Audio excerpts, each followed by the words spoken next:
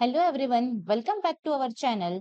आज हम स्टार्ट करने वाले हैं लेक्चर नंबर 4 और आज का टॉपिक है एजेंट्स ऑफ ग्रेडेशन। ग्रेडेशन का मतलब क्या होता है और कौन से ऐसे एजेंट्स हैं जो इस प्रोसेस में इंपॉर्टेंट रोल प्ले करते हैं, ये हम आज के लेक्चर में स्टेप बाय स्टेप समझेंगे। हम सिर्फ डेफिनेशंस याद नहीं करेंगे बल्कि कंसेप्ट को भी सिंपल एग्जाम्पल के थ्रू अंडरस्टैंड करने की कोशिश करेंगे, ताकि एग्जाम के पॉइंट ऑफ व्यू से सभी टॉपिक जो है वो इजीली याद रहें। अगर आप रेडी हैं तो चलिए बिना किसी डिले के शुरू करते हैं आज का lecture number 4, that is agents of gradation. Let's begin the session. Agents of gradation are natural forces that wear down, transport and deposit materials on the earth surface.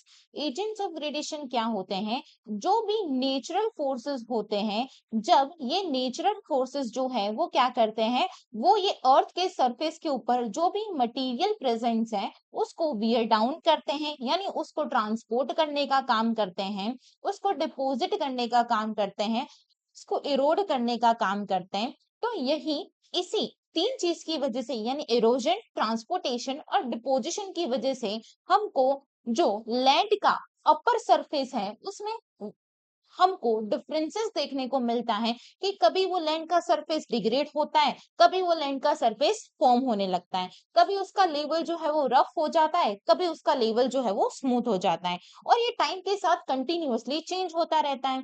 तो यही जो नेचुरल फोर्सेस हैं जो ये काम करते हैं वियर डाउन करने का, ट्रांसपोर्ट करने का और डिपोजिट करने का अर्थ के मटेरियल्स को, और अर्थ के सरफेस के ऊपर जो भी मटेरियल्स हैं उनको, तो उसी को हम क्या कहते हैं, एजेंट्स ऑफ ग्रेडेशन के नाम से जानते हैं। जो मेन एजेंट्स ऑफ ग्रेडेशन होते हैं वो कौन से होते हैं? Running water, glacier, wind, waves और ग्राउंड वाटर। ठीक है, ये हमको मेन एजेंट्स ऑफ ग्रेडेशन देखने को मिलते हैं। Clear? Running water erodes rocks and soil to form valleys and plains। जो रनिंग वाटर है वो क्या करता है? इरोड करता है किसको? रॉक्स को, सॉइल को, और इसकी वजह से, यही इरोजन की वजह से हमको वैलीज और प्लेन्स का फॉर्मेशन देखने को मिलता है। ग्लेशियर स्क्रैप्स जो है वो क्या करते हैं? ह्यूज अमाउंट ऑफ मटेरियल जो है उसको इरोड करते हैं, स्क्रैप करते हैं और अपने साथ लेके जाते हैं, और बाद में जाके जब उसको डिपॉजिट करते हैं तो उससे हमको फॉर्मेशन देखने को मिलता है यू शेप वैलीज का।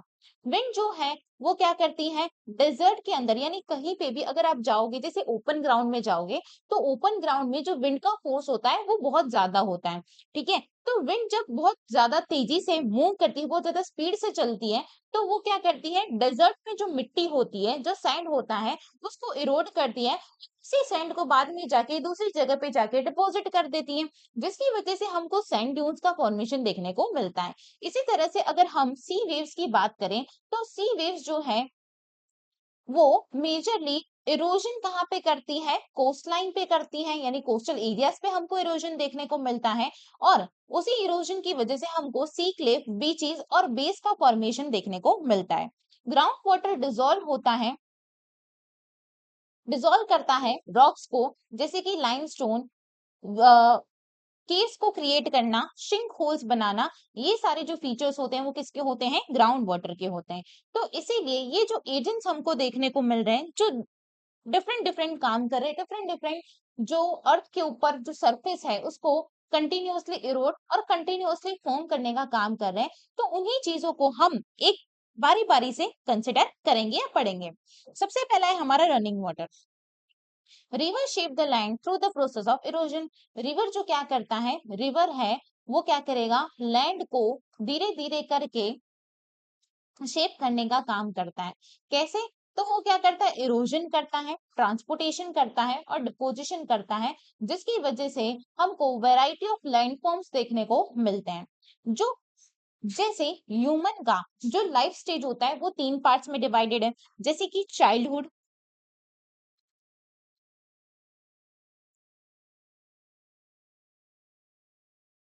एडल्टहुड एंड लास्ट हमको देखने को मिलता है ओल्ड एज। ठीक है, जैसे हमारी यानी ह्यूमंस की जो चाइल्डहुड होता है वो कैसा होता है? बहुत ही ज्यादा एनर्जेटिक होता है,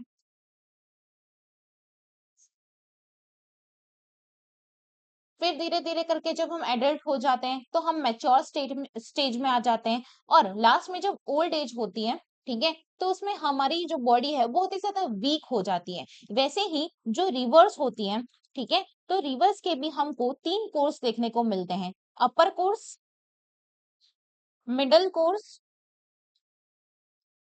एंड लोअर कोर्स। ये 3 कोर्स हमको किसके देखने को मिलते हैं, रिवर्स के देखने को मिलते हैं। अब जब अपर कोर्स होता है रिवर का, तो उसमें जो रिवर्स होती है वो कैसी होती है, उसमें चाइल्डहुड की कैरेक्टरिस्टिक्स हमको देखने को मिलती है। जैसे कि वहां पे, यानी जब रिवर अपने अपर कोर्स में होगी, तो वहां पे उससे क्या हो रहा होगा, ओरिजिन हो रहा होगा, वहां पे क्या हो रहा होगा, रिवर का ओरिजिन हो रहा होगा, जिसकी वजह से जो पानी का फोर्स होगा वो बहुत ज्यादा होगा। तो यहाँ पे हमको इरोजनल फीचर ज्यादा देखने को मिलेंगे। क्या देखने को मिलेगा, इरोजनल फीचर हमको उसके अप कोर्स में ज्यादा देखने को मिलेंगे। फिर जैसे जैसे वो मिडल कोर्स में आएगी, तो यहाँ पे हमको वो क्या करेगी, डिपोजिट करने का काम करेंगी। तो यहाँ पे हमको डिपोजिशनल फीचर ज्यादा देखने को मिलेंगे। और लोअर कोर्स में वो पूरी अपने आप को पूरी तरह से क्या कर देगी, सी या ओशियन में मर्ज कर देगी। ठीक है, यानी यहाँ पे यहाँ तक आते आते, यानी लोअर कोर्स में आते आते रिवर के पास जो भी मटेरियल बचे होंगे उन सबको इकट्ठा करके वो एक ही जगह पे क्या करेगी, डिपॉजिट करने का काम करेगी। ठीक है, चलो अब इसको हम स्टेटमेंट वाइज पढ़ते हैं। तो अपर कोर्स में रिवर जो है वो मेजरली किसका फॉर्म करती है, वी शेप वैलीज का फॉर्म करती है, वाटरफॉल्स बनाती है, रैपिड्स का फॉर्मेशन हमको देखने को मिलता है। ये मैंने यहाँ पे बता दिया कि जो रिवर का अपर कोर्स होगा वहां पे हमको मोस्टली इरोजनल फीचर देखने को मिलेंगे। जब रिवर का मिडल कोर्स होता है तो वो मिएंडर बनाना स्टार्ट कर देती है, ऑक्सबो लेक का फॉर्मेशन देखने को मिलता है, फ्लड प्लेन्स का फॉर्मेशन देखने को मिलता है। और ये सारे के सारे जो हमको फॉर्मेशन देखने को मिले, लैंड फॉर्म्स देखने को मिले, वो कैसे होते हैं, डिपोजिशनल होते हैं। ये भी मैंने आपको यहाँ पे बताया अभी। लोअर कोर्स में रिवर क्या करती है, जो भी उसके पास लास्ट में मटेरियल बचा हुआ है उसको पूरी तरह से, लार्ज अमाउंट ऑफ मटेरियल्स जो उसके पास लास्ट में बचे हुए हैं, जो भी सेडिमेंट्स बचे हुए हैं, तो उसको प्रॉपर तरीके से सी या ओशन में मर्ज करना स्टार्ट कर देती है, जिसकी वजह से हमको डेल्टास का फॉर्मेशन, लिव्स का फॉर्मेशन और एनुअल फेंस का फॉर्मेशन देखने को मिलता है। ये जो लैंड फॉर्म्स होते हैं वो सिर्फ और सिर्फ रिवर का डायनामिक स्ट्रक्चर ही नहीं बताते, लेकिन ये लैंड फॉर्म्स हमारे एग्रीकल्चर के लिए, सेटलमेंट्स के लिए, इकोसिस्टम के लिए भी इक्वली इंपॉर्टेंट होते हैं। ओके, चलिए यहाँ पे मैंने एक एक करके सारी चीजें बता दी हैं, है ना, तीनों चीज बताइए। वाटरफॉल, वाटरफॉल एक ऐसा लैंड फॉर्म होता है where a river flows over a steep cliff or a vertical drop creating a dramatic waterfall। waterfall जो होता है वो एक ऐसा लैंडफॉर्म होता है जो क्या करता है, जो रिवर के वाटर के फ्लो होने से फॉर्म होता है, और ये एक वर्टिकल ड्रॉप ले लेता है, जिसकी वजह से हमको ये वाटरफॉल जो है, रिवर का जो फॉल है वो कैसा देखने को मिलता है, ड्रामेटिक देखने को मिलता है। कभी कभी ये जो वाटरफॉल्स होते हैं उसको हाइड्रो इलेक्ट्रिक पावर को जनरेट करने के लिए भी इस्तेमाल किया जाता है। ठीक है, तो इसीलिए हम कहते हैं वाटरफॉल जो है वो हमारे लिए बहुत ही ज्यादा इंपॉर्टेंट हो जाते हैं। ठीक है, दूसरा है मिएंडर। मिएंडर जो है वो क्या है, एक वाइंडिंग कर्व है और बेंड देखने को मिलता है रिवर के मिडल और लोअर कोर्स में। मिएंडर जो होते हैं, अभी आपने कभी स्नेक को क्रॉल करते हुए देखा होगा, है ना, तो स्नेक कैसे क्रॉल करता है, कुछ इस तरह से क्रॉल करता है ना। तो वही तरह का रिवर जब प्लेन्स में आती है, उसके मिडल या लोअर कोर्स में आती है, तो वहां पे हमको मिएंडर्स का फॉर्मेशन देखने को मिलता है। यानी जब रिवर जो है वो क्या करती है, कंटिन्यूअसली वाइंडिंग कर्व बनाती है और बेंड होती रहती है, तो उसी को हम क्या कहते हैं, उसी को हम मिएंडर के नाम से जानते हैं। मिएंडर जो है उसमें हमको दोनों फीचर्स देखने को मिलेंगे, इरोजनल और डिपोजिशनल, दोनों ही फीचर्स हमको देखने को मिलते हैं। जैसे रिवर फ्लो करती है तो वो क्या करती है, अपने जो बैंक्स होगा, यानी जो किनारा होगा, उसको उधर जाके क्या करेगी, बेंड करेगी, यानी वहां पे जो सेडिमेंट्स होंगे उसको कैरी करेगी। और फिर जो दूसरी जगह पे जाके वो क्या करेगी, जब वो बेंड होती है, यानी मान लो कि पहले यहाँ से आई, यहाँ पे बेंड हुई, तो यहाँ पे जो सेडिमेंट्स है उसको कैरी करती है, फिर दूसरी जगह पे जाके, यानी दूसरे कर्व पे जाके जब वो बेंड करती है, तो यहाँ पे वो डिपोजिट करना स्टार्ट कर देती है। ठीक है, तो इसी तरह से हमको जो मिएंडर्स हैं वो कंटिन्यूअसली क्या करते हैं, कंटिन्यूअसली जो सेडिमेंट्स है उसको इरोड करना और उसको डिपॉजिट करने का काम करते हैं। मेजरली मिएंडर जो है वो हमको मिडिल कोर्स में देखने को मिलते हैं। अगर आपके पास एमसीक्यू में ये क्वेश्चन आता है कि मिएंडर जो है वो रिवर के कौन से कोर्स में फॉर्म होते हैं, तो अगर आपके पास दोनों ऑप्शन दिए हुए हैं मिडल और लोअर, तो आप मिडिल मार्क करके आना। ठीक है, चलिए आगे बढ़ते हैं। आगे है हमारा third point, that is delta. Delta जो है एक ऐसा लैंड फॉर्म है जो रिवर के माउथ के ऊपर हमको क्रिएट होता हुआ देखने को मिलता है। यानी रिवर का माउथ क्या होता है, हम सोचते हैं माउथ जो होता है वो ह्यूमन के अपर बॉडी पार्ट में होता है, नहीं ओपनिंग आता है जहां से हम फूड खाते हैं, जिससे हम डाइजेस्टिव सिस्टम पढ़ते हैं ना। तो बट ऐसा नहीं है, रिवर का माउथ का मतलब क्या है, जहां पे रिवर जो है वो क्या कर रही है, वो ओशियन के साथ या सी के साथ जाके मर्ज हो रही है इस पॉइंट पे, तो इसको क्या कहते हैं, हम इसको हम रिवर माउथ के नाम से जानते हैं। ठीक है, क्लियर। यहाँ पे क्या होता है, डेल्टास जो होते हैं, यानी जब रिवर क्या करेगी, रिवर अपने बचे कुचे जितने भी सेडिमेंट्स हैं उसके लोअर कोर्स में आते आते उसके पास जितने भी सेडिमेंट्स बचे हैं उसको प्रॉपर तरीके से डिपोजिट करना स्टार्ट कर देगी सी, ओशन या लेक में। तो उससे एक स्ट्रक्चर क्रिएट होता है जो हमको एक ट्रायंगुलर स्ट्रक्चर देखने को मिलता है और एक ट्री लाइक स्ट्रक्चर देखने को मिलता है। ठीक है, या एक फैन शेप स्ट्रक्चर हमको देखने को मिलता है।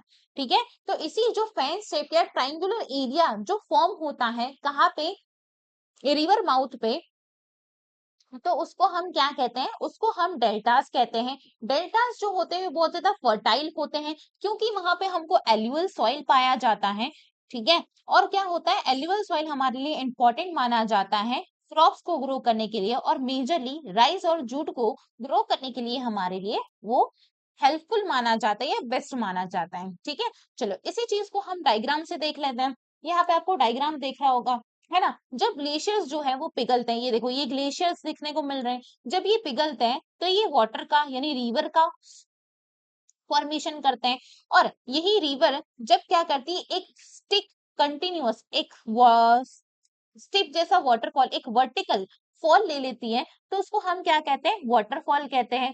फिर वो आगे जाके क्या करती है, कुछ इस तरह से पानी का फॉर्मेशन करना स्टार्ट कर देती है, यानी एक स्नेक जिसे क्रॉल करता है, तो उस तरह का स्ट्रक्चर हमको देखने को मिलता है। तो वहां पे ये वाला जो पॉइंट है इसको हम क्या कहते हैं, इसको हम मिएंडर कहते हैं। और ये रिवर माउथ दिख रहा है, ये सी दिख रहा है। ठीक है, और यही रिवर जब लोअर कोर्स में आके क्या करती है, रिवर माउथ पे हमको एक ट्रायंगुलर स्ट्रक्चर देखने को मिलता है जहां पे वो कंप्लीटली अपने जो मटेरियल्स बचे कुचे हैं या सेडिमेंट्स जो बचे कुचे हैं उसको कंप्लीटली डिसॉल्व कर देती है, किसमें, सी में या ओशियन में। तो उसको हम क्या कहते हैं, उसको हम डेल्टा कहते हैं।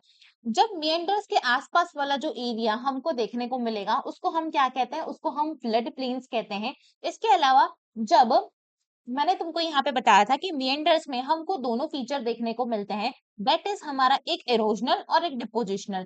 तो जब वो क्या करती है, जब रिवर जो है वो पहले इरोड करना स्टार्ट करती हैं, मान लो यहाँ पे पहले उसने इरोड करना स्टार्ट किया। ठीक है, तो ये स्ट्रक्चर कुछ इस तरह का देखने को मिलेगा। जब रिवर इरोड करना स्टार्ट करेगी तो हमको कैसा स्ट्रक्चर देखने को मिलेगा, कुछ इस तरह से जा रही होगी कंप्लीटली, है ना। लेकिन फिर क्या किया, फिर इसी रिवर ने जो डिपोजिशनल फीचर है वो स्टार्ट किया, यानी बीच में क्या कर दिए, बीच में डिपो अपने सेडिमेंट्स को डिपोज कर दिया, डिपोजिट कर दिया।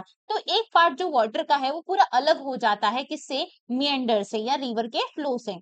ठीक है, तो उस जो बचे कुचे पार्ट जो अलग हो चुका है पूरा रिवर के डिपोजिशनल और इरोजनल फीचर से, तो उसको हम क्या कहते हैं, उसको हम ऑक्सबो लेक कहते हैं। ठीक है, नेक्स्ट है हमारा ट्रिब्यूटरी। ट्रिब्यूटरी क्या होता है, जब बहुत सारी छोटी छोटी रिवर्स एक बड़ी रिवर में मर्ज होती है, ठीक है, तो उसको हम क्या कहते हैं, उसको हम ट्रिब्यूटरीज के नाम से जानते हैं।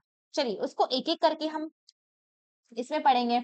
जैसे कि वाटरफॉल का स्ट्रक्चर, ये रिवर वाटर आ रहा है ना, यहाँ पे हमको रिवर वाटर का फ्लो देखने को मिल रहा है। जब ये रिवर वाटर अचानक से एक वर्टिकल फ्लो ले लेता है, ठीक है, तो इसको हम क्या कहते हैं, वाटरफॉल कहते हैं। फर्स्ट वाला क्या है, ये रिवर वाटर है जो हमको देखने को मिल रहा है। ये जो है वो क्या है, सेकंड वाला हमारा हार्ड रॉक्स है। जो हमको गैप देखने को मिलता है, जब वाटर का फ्लो ऐसे स्ट्रेट ही होगा, इसी तरह का वाटर का फ्लो होगा, ठीक है। और इसके बीच में यानी रॉक के बीच में ये जो हमको गैप देखने को मिला, तो उसको हम गैप ही कहेंगे, ठीक है। और जब वाटर जो है वो बहुत तेजी से नीचे गिरता है, एक फोर्स से नीचे गिरता है, तो वो क्या करता है, उसके नीचे का जो स्तर है, यानी जो हमको सरफेस रॉक्स देखने को मिलते हैं, उसको इरोड करना स्टार्ट कर देती है, यानी नीचे धंसाना स्टार्ट कर देती है, जिसकी वजह से एक हमको बाउल लाइक स्ट्रक्चर देखने को मिल जाता है। तो इसको हम क्या कहते हैं, इसको हम प्लंज पूल के नाम से जानते हैं।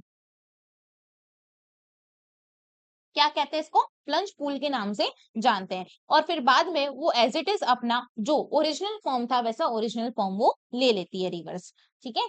चलिए आगे मिएंडर्स को देख लेते हैं। मिएंडर्स मैंने आपको बोला कि मिएंडर्स कैसे दिखते हैं, जैसे एक स्नेक क्रॉल कर रहा होता है, वैसा हमको स्ट्रक्चर देखने को मिलता है मिएंडर्स का। ये मिएंडर्स कहाँ पे फॉर्म होते हैं, तो ये होते हैं रिवर के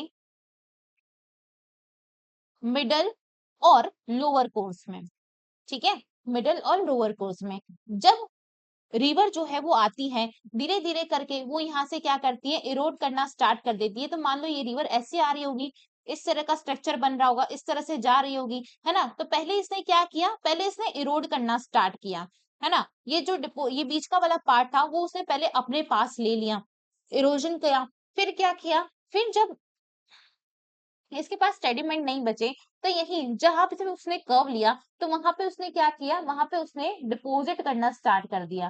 तो पहले यहाँ पे वाटर क्रिएट किया, फिर उसी रिवर ने यहाँ पे बीच में सेडिमेंट्स को डिपोजिट कर दिए। तो ये पूरा पार्ट जो अलग हो गया, ठीक है, किसकी वजह से, इरोजन और डिपोजिशन की वजह से। तो इसको हम क्या कहते हैं, तो इसको हम कहते हैं ऑक्सबोलेक। क्या कहते हैं, ऑक्सबो लेक कहते हैं, ठीक है। ऑक्सबो लेक का फॉर्मेशन एक और चीज से देखने को मिलता है, जैसे कि जो मेटेरॉइड्स हमारे अर्थ के ऊपर गिरते हैं, ठीक है, तो उसकी वजह से भी हमको ऑक्सबो लेक का फॉर्मेशन देखने को मिलता है। क्लियर, चलिए ये समझ में आ गया। सेकेंड, ये हमको फ्लड प्लेन्स देखने को मिल रहे हैं, ये हमको रिवर देखने को मिल रही है। ये क्या हो जाएगा, बार हो जाएगा, नहीं जो हमारा कॉर्नर वाला पार्ट है वो क्या हो जाता है, हमारा बार हो जाता है। क्लियर, चलिए आगे बढ़ते हैं। नेक्स्ट हमारा जो सेकंड है, that is waves and currents. They work in coastal areas and reshape the land along the coastal zone. Waves और करंट क्या करते हैं, कोस्टल एरिया पे काम करना स्टार्ट करते हैं और लैंड्स को रीशेप करना स्टार्ट करते हैं कोस्टल जोन्स पे। The action of waves and currents create a large number of landforms along the coastline। जो वेव्स एंड करंट्स होती है, वो क्या करती हैं, लार्ज नंबर ऑफ लैंडफॉर्म को क्रिएट करना स्टार्ट करती हैं कोस्टलाइन के ऊपर, जैसे कि बीचेस का फॉर्मेशन, सैंड बार्स का फॉर्मेशन, स्ली क्लिफ्स का फॉर्मेशन, सी केव्स का फॉर्मेशन, आर्चेस और स्टेक्स का फॉर्मेशन। ये सारी के सारी चीजें जो है वो हमको किसकी वजह से देखने को मिलती हैं, वेव्स एंड करंट की वजह से देखने को मिलती हैं। बीच क्या होता है, a beach is a landform made up of sand. Beach क्या होता है, एक ऐसा लैंडफॉर्म होता है जो किससे बना है, सैंड, पेबल्स और रॉक से बना हुआ है। पेबल्स का मतलब क्या होता है, जो छोटे छोटे कंकड़ पत्थर होते हैं उसको हम पेबल्स के नाम से जानते हैं। और ये इसका फॉर्मेशन हमेशा हमको शोर लाइन एरिया पे देखने को मिलेगा, यानी जहां पे भी हमको सी, ओशियन या लेक का शोर देखने को मिलता है, वहां पे हमको बीच का फॉर्मेशन देखने को मिलेगा। बीच जो बनता किससे होता है, डिपोजिशनल फीचर, यानी जब बेस जो होती है वो क्या करती है, सेडिमेंट्स को डिपॉजिट करना स्टार्ट करती है, तो उसकी वजह से हमको बीच का फॉर्मेशन देखने को मिलता है। बीच जो होते हैं वो कॉन्स्टेंटली क्रिएट होते हैं या डिपेंड होते हैं उसके शेप के ऊपर, यानी जो बीच का जो शेप होता है वो किसके ऊपर डिपेंड होता है, वेव एक्शन, टाइड्स और करंट्स के ऊपर डिपेंड होता है, ठीक है। चलो यहाँ पे डायग्राम में आ जाते हैं। आपको नीचे एक छोटा सा डायग्राम देखने को मिल रहा होगा। ये वाला पार्ट क्या है, ये वाला पार्ट हमको किसका देखने को मिल रहा है, बीच का देखने को मिल रहा है, ठीक है। चलो दूसरा, ये थर्ड वाला पार्ट जो है वो किसका है, ये हमारा क्या है, सी है या ओशियन तुम इसको बोल सकते हो, है ना।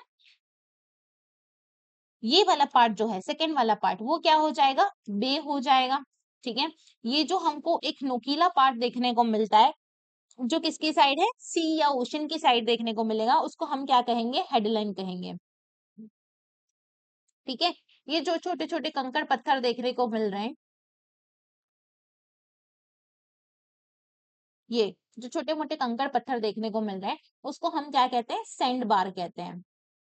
ठीक है, और जहां पे ये रिवर आ रही है, ये ओशन में मर्ज हो जा रही है, सी में मर्ज हो जा रही है, तो ये वहां, ये वाला जो पॉइंट है जहां पे बीच एंड हो जाएगा, ठीक है, उसके बाद हमको रिवर देखने को मिलेगी, तो उसको हम क्या कहेंगे, इसको हम फ्री एंड के नाम से जानते हैं।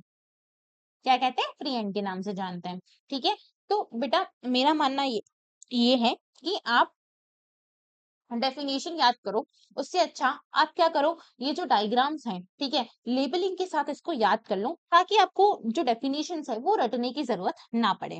क्लियर? देखो, यहाँ पे हमको यही चीज मैंने आपको स्टेटमेंट में बताई हुई है, sea cliffs, wave cut line form, arches, ये हम डायरेक्ट इस पे आ जाते हैं, फिर हम इसकी थियरी पार्ट हम समझेंगे। ठीक है, देखो ये डायग्राम दिख रहा है, जब क्या होता है, जब हमको एक रॉक का स्ट्रक्चर देखने को मिलता है, किसके बीच में, एक बड़े समुद्र या सी या ओशन के बीच में, ठीक है, तो जब लहरें आती हैं सी या ओशन की, नहीं वेव्स और टाइड्स जब आती हैं, और जब हाई टाइड्स आती हैं या हाई वेव्स आती हैं, तो उसकी वजह से हमको जो सी क्लिफ्स है, सी सेट है, ठीक है, इन सारी चीजों का फॉर्मेशन देखने को मिलता है। देखो यहाँ पे आपको दिख रहा होगा, ये रॉक का ऊपर वाला पार्ट जो है उसको क्या कहते हैं, हेडलाइन कहते हैं। रॉक का जो ऊपर वाला पार्ट होगा उसको हम क्या कहेंगे, हेडलाइन कहेंगे। जब हमको यही बड़े से रॉक का इरोजन देखने को मिलेगा, और वो इरोजन कुछ इस तरह से करे कि हमको जो उसने कट किया है बीच वाले पार्ट को, तो उस बीच वाले पार्ट में से हमको सी का इस साइड और सी का दूसरी साइड भी देखने को मिले, यानी एक आर्क जैसा फॉर्मेशन हमको देखने को मिले। ठीक है, एक आर्क जैसा स्ट्रक्चर हमको देखने को मिले, तो उसको हम क्या कहते हैं, सी आर्क के नाम से जानते हैं। ठीक है, इसमें क्या होगा, सी आर्क और सी केव में डिफरेंस होता है। सी आर्क में हम जो ओशन या सी है उसकी दोनों साइड हम देख सकते हैं।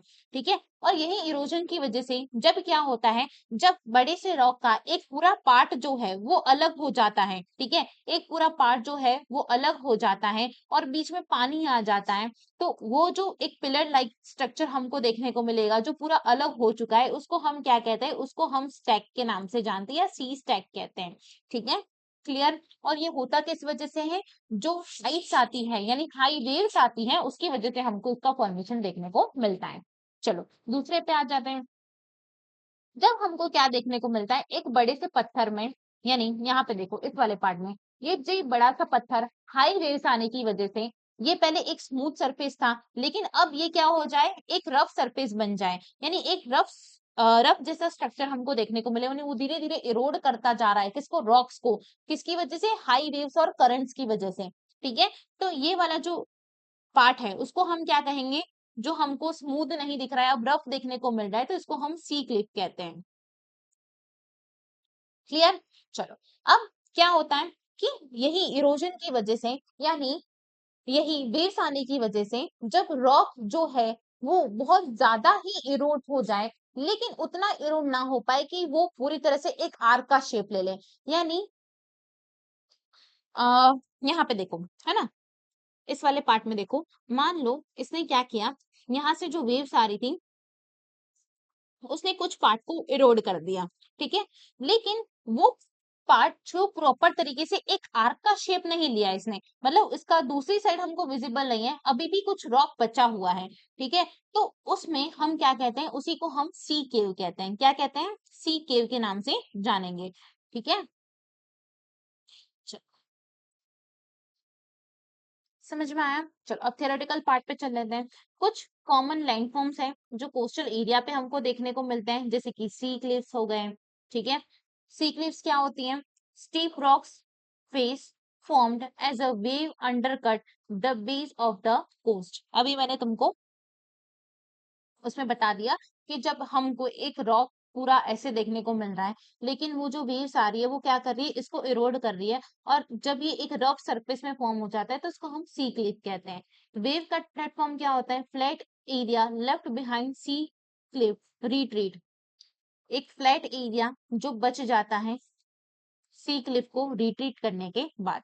केव्स क्या होती हैं, कब फॉर्म होती है, form when waves erode weak part of the rock, जब वेव्स जो है वो क्या करती है, एरोड करती हैं रॉक के वीक पार्ट को, तो उसको हम क्या कहते हैं, उसको हम केव्स के नाम से जानते हैं।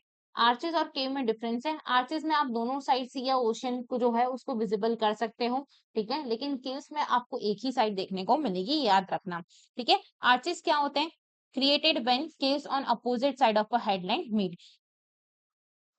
आर्चेस कब क्रिएट होते हैं, जब केव्स की जो दोनों साइड है, अपोजिट साइड है, और दोनों के हेडलाइन जो है वो एक दूसरे से मीट कर रहे हैं, तो उसको हम क्या कहेंगे, आर्चेस कहेंगे। स्टेक्स क्या होते हैं, एक आइसोलेटेड पिलर्स होता है जो पूरी तरीके से एक बड़े से रॉक से अलग हो चुके हैं, ठीक है। चलो नेक्स्ट है हमारा glacier. Glacier erosion occurs when glacier slowly move over the land.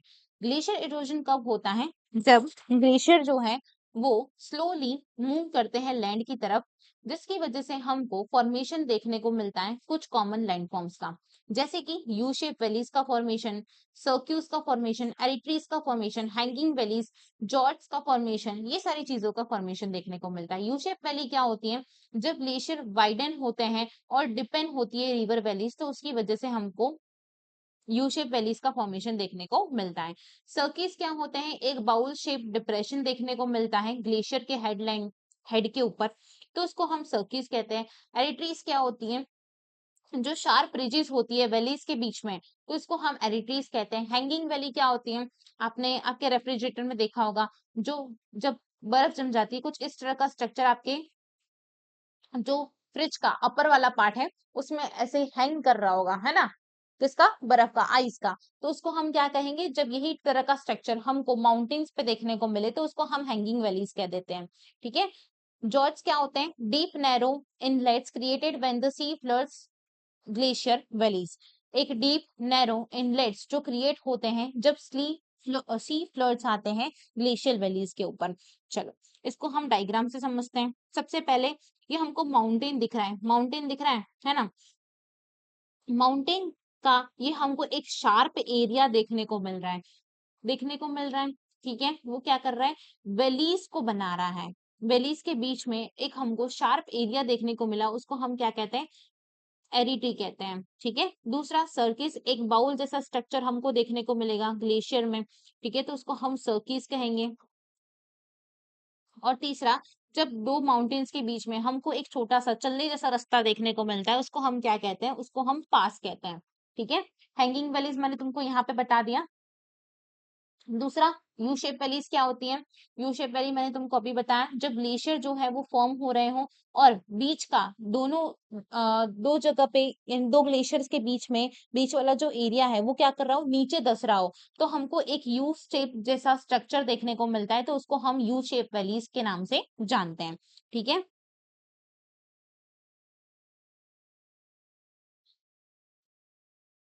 इसके अलावा हमको और भी लैंडफॉर्म्स देखने को मिलते हैं, जैसे कि मोरियानिस। मोरियानिस एक टाइप के लैंडफॉर्म है जो रॉक्स के डिपोजिशन की वजह से बनते हैं,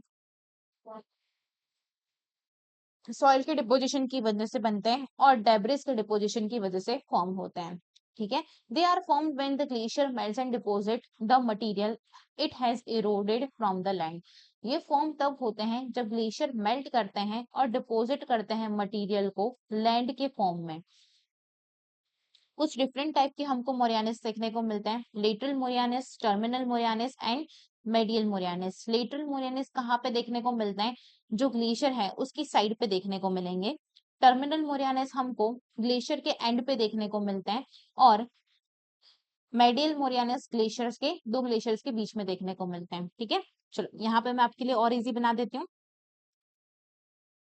लेटरल वाले कहाँ देखने को मिलेंगे, जो ग्लेशियर है, मान लो ये ग्लेशियर है तो इसकी साइड्स पे हमको देखने को मिलेंगे, ठीक है। टर्मिनल वाले कहाँ देखने को मिलेंगे, जब ग्लेशियर का जो एंड हो रहा है, मान लो यहाँ पे एंड हो रहा है, ठीक है, तो ग्लेशियर पे एंड के ऊपर हमको देखने को मिलता है। और मेडियल मोरियानिस जो होते हैं वो कहाँ पे होते हैं, जब दो ग्लेशियर्स के बीच में जो मोरियानिस का फॉर्म देखने को मिलता है, 2 ग्लेशियर्स के बीच में, ठीक है, उसको हम मेडियल मोरियानिस के नाम से जानते हैं। चलिए यहाँ पे आपको दिख रहा होगा, है ना, लेटरल मोरियानिस कहाँ देखने को मिल रहे हैं? ग्लेशियर्स की साइड में देखने को मिल रहे हैं। ये ग्लेशियर्स की साइड्स हैं, है ना, तो इस साइड्स में हमको देखने को मिलेंगे क्या? लेटरल मोरियानिस। मिड मोरियानी कहाँ देखने को मिलते हैं? जहां पे जो हमको 2 ग्लेशियर्स के बीच में देखने को मिले। मिड मोरियानी कहाँ पे होगा? 2 ग्लेशियर के बीच में होगा। ये 2 ग्लेशियर हैं, तो इसके बीच में जो हमको डिपोजिशन देखने को मिल रहा है और इससे एक लैंडफॉर्म क्रिएट हो रहा है, तो ये मिड मोरियानी होता है, ठीक है।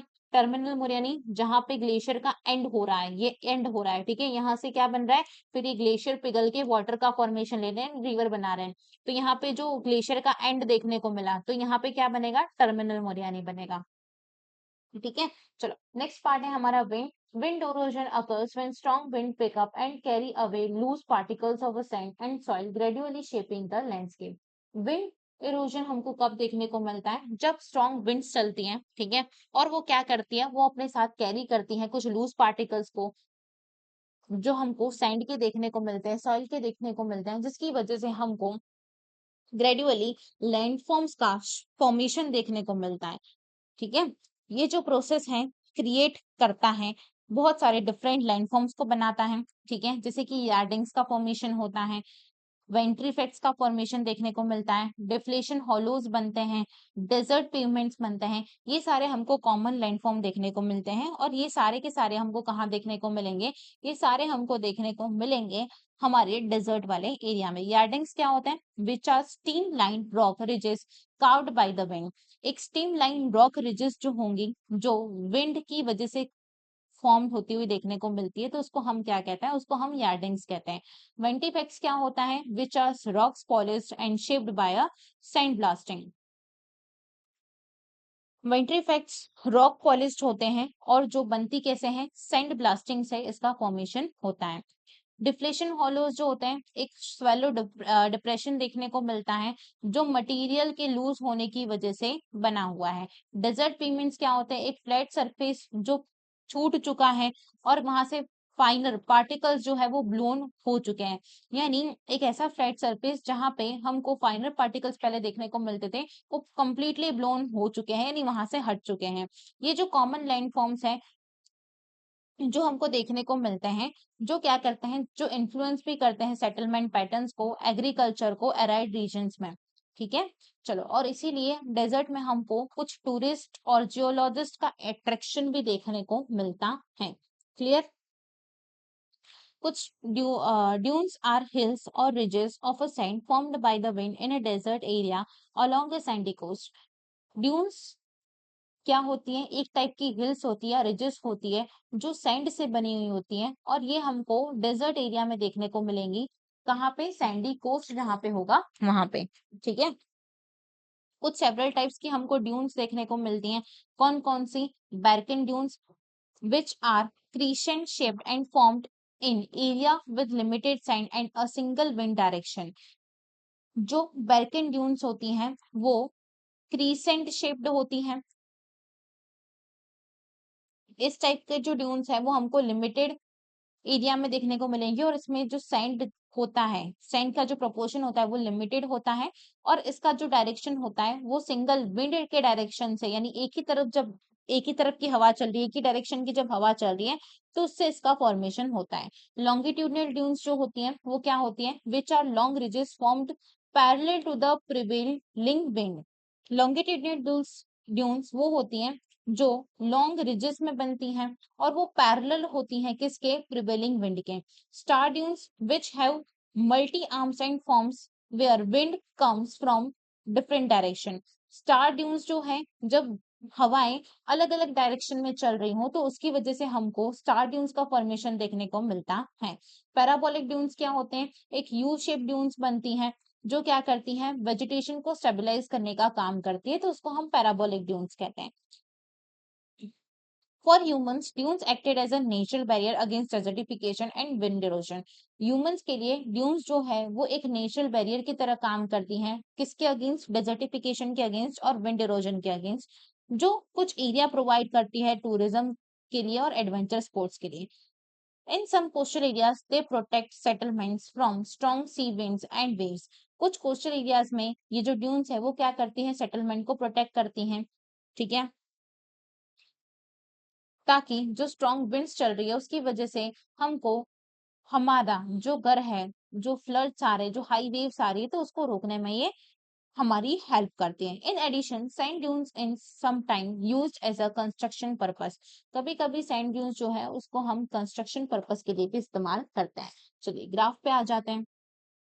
ग्राफ में हमको क्या बताया गया है, मान लो ये पूरा क्या था, डेजर्ट वाला पार्ट था, है ना, ये पूरा एक जैसा एक सरफेस, एक फ्लैट सरफेस जैसा डेजर्ट वाला पार्ट था। लेकिन क्या हुआ, जब विंड आई, विंड इस डायरेक्शन में चली, यानी इस डायरेक्शन में जब विंड चली, तो उसने क्या किया, उसने बीच वाले पार्ट को क्या कर दिया, इरोड कर दिया, ठीक है, ये बीच वाले पार्ट को इरोड कर दिया।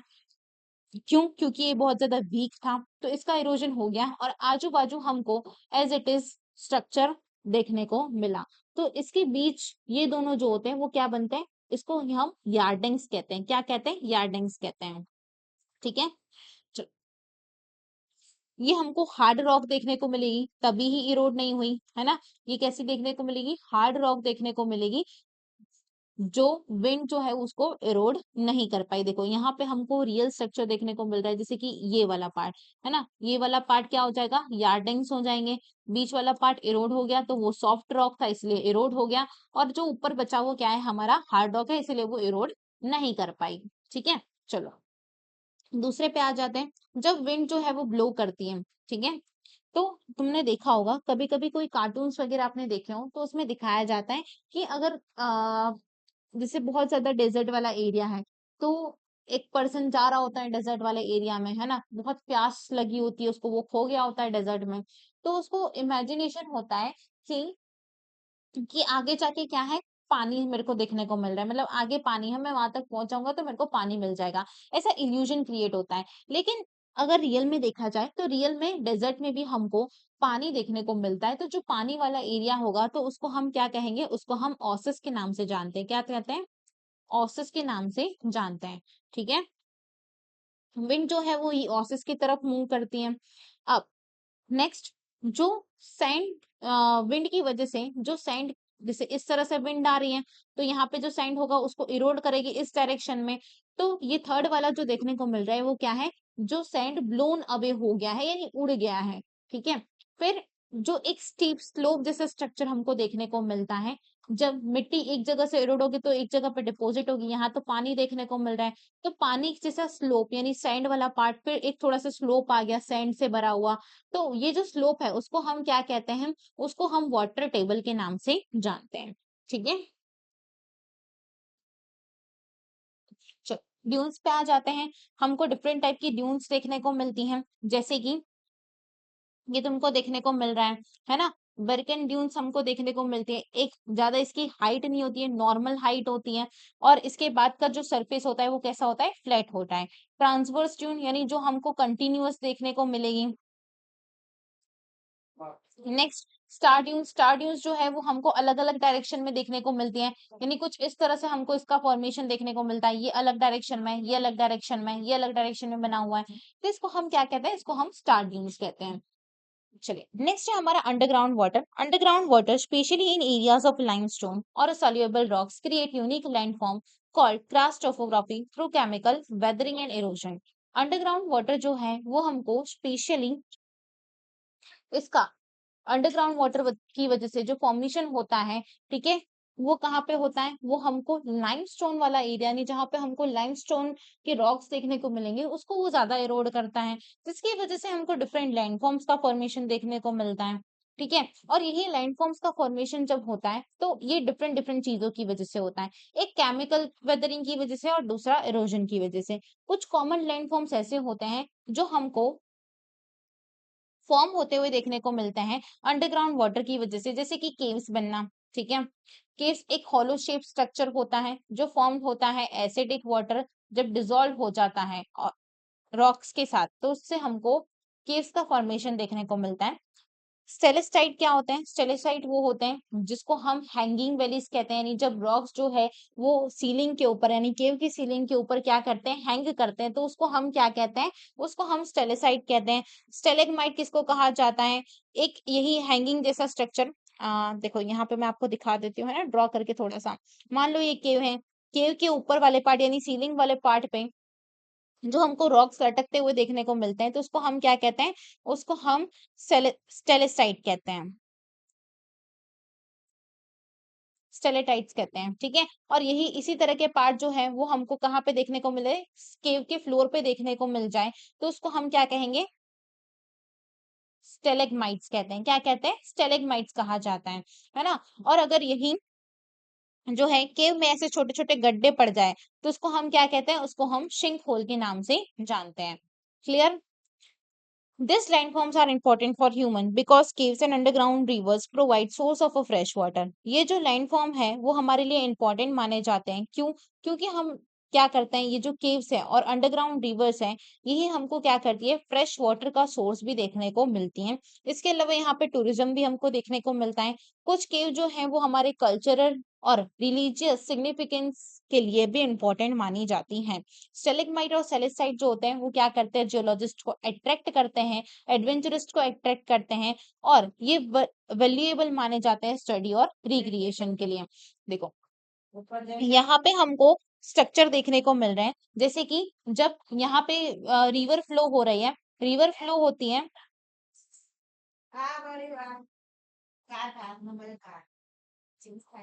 जब रिवर फ्लो होती है तो क्या करती है, वो क्या करती है, ये जो सरफेस वाला पार्ट था उसको इरोड कर दिया, तो यहाँ पे हमको होल देखने को मिल गया। अब ये वाटर जो है वो नीचे मूव करेगा, नीचे मूव करेगा तो इसको इरोड करना स्टार्ट कर देगा। तो इरोजन की वजह से ये जो कुछ हमको बचे कुचे रॉक्स देखने को मिल गए जो सीलिंग के ऊपर हैंग कर रहे हैं, तो उसको हम क्या कहेंगे? उसको हम स्टेलेसाइट कहते हैं। क्या कहते हैं? स्टेलेटाइट कहते हैं, ठीक है। दूसरा, ये नीचे वही सेम पार्ट अगर हमको नीचे सरफेस पे देखने को मिले, तो उसको हम क्या कहेंगे? इसको हम क्या कहते हैं? स्टेलेग्माइट कहते हैं, ठीक है। एक पिलर जैसा स्ट्रक्चर, एक पूरा रॉक जो क्या कर रहा है, केव के जो फ्लोर है और सीलिंग है उसको कनेक्ट कर रहा है, तो उसको हम क्या कहेंगे? पिलर कहेंगे। क्लियर? और केव का जहां पे एंड होगा उसको हम क्या कहते हैं? केव माउथ कहते हैं। क्या कहेंगे? के माउथ के नाम से जानते हैं, ठीक है। जैसे इसमें अगर हम गड्ढे पड़ जाएं, ठीक है, कुछ गड्ढे पड़ जाए इसके बीच में, केव के अंदर, तो उसको हम शिंक होल के नाम से जानते हैं। आई होप बच्चा आप लोगों को प्रॉपर तरीके से ये जो पूरा टॉपिक है एजेंट्स ऑफ ग्रेडेशन वो समझ में आ गया होगा, ठीक है। अगर आपको कोई भी डाउट रहा है इसमें, तो आप मुझे कमेंट सेक्शन में बता सकते हैं। और मिलते हैं हमारे नेक्स्ट वीडियो में, जिसमें मैं आपको एक लास्ट टॉपिक पढ़वाने वाली हूँ, जिसमें हम कुछ नेचुरल डिजास्टर और कुछ मैनमेड डिजास्टर के बारे में पढ़ेंगे। लेकिन वो टॉपिक आपका इतना ज्यादा इंपॉर्टेंट नहीं रहेगा। सारे के सारे जो इंपॉर्टेंट टॉपिक्स हैं आपके इस चैप्टर के, वो मैंने कंप्लीटली कंप्लीट करवा दिए हैं। अब आपका क्या काम है? आपका काम है सिर्फ इसको रिवाइज करना। और मेरा ये मानना है कि यहाँ पे जितने भी डायग्राम्स मैंने आपको इस चैप्टर में बताए हैं, वो सारे के सारे आप क्या करो, आप अपनी जो